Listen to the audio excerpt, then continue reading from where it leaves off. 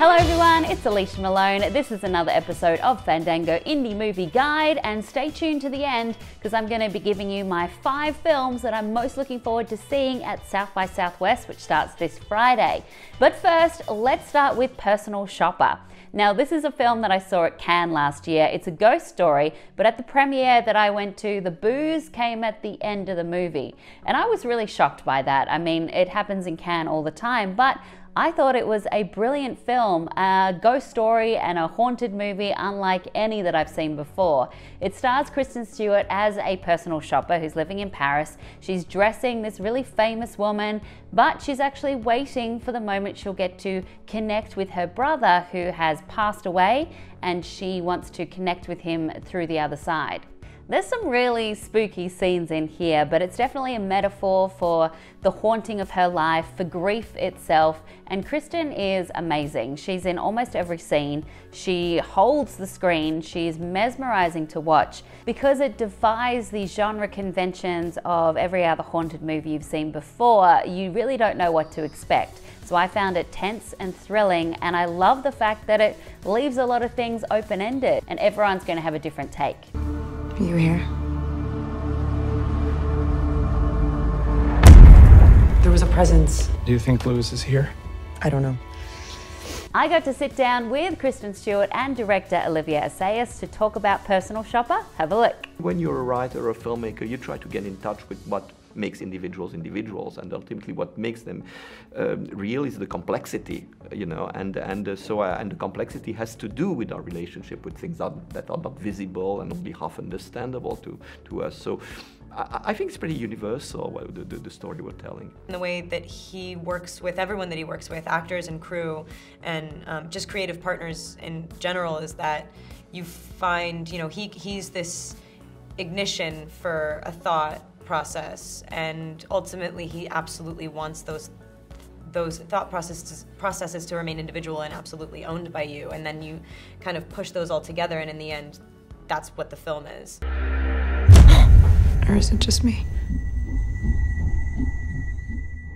Okay, from ghosts to cannibals, and I have another audience story about this one as well. Raw is a film that I saw at Toronto last year, and it made the headlines because some people fainted in the screening that I was at. Now, there's been stories about it being because of the gore and grisly stuff happening on screen, but I have a theory that it's probably more to do with the amount of alcohol that people were drinking that night. I don't know, I have a weak stomach and I found it fine. It's a French-Belgian film directed by Julia Ducournau, who is a brilliant first-time female director, badass, and she definitely shows some cool style with this. It's about a young girl who goes to study to be a vet. She's a vegetarian, but then a horrible hazing ritual gives her the taste for meat and then eventually human meat.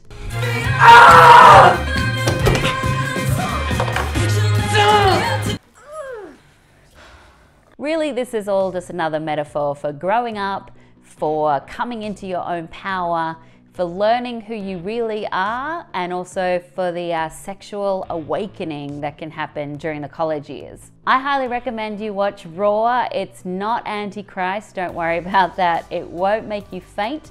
There will be moments when you won't want to look at the screen, but the gore is justified, and there is so much meat for you to bite into.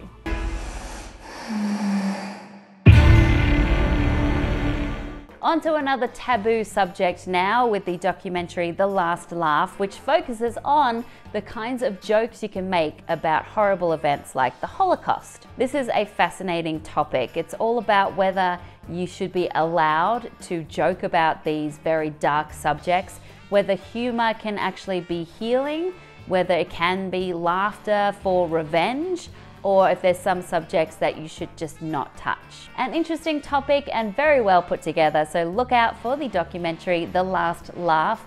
It is available right now in select theatres, expanding to more theatres this Friday. You cannot live in the shadow. I enjoy life. Could Hitler imagine that I will survive and have 3 great-grandchildren? I mean, that's my revenge.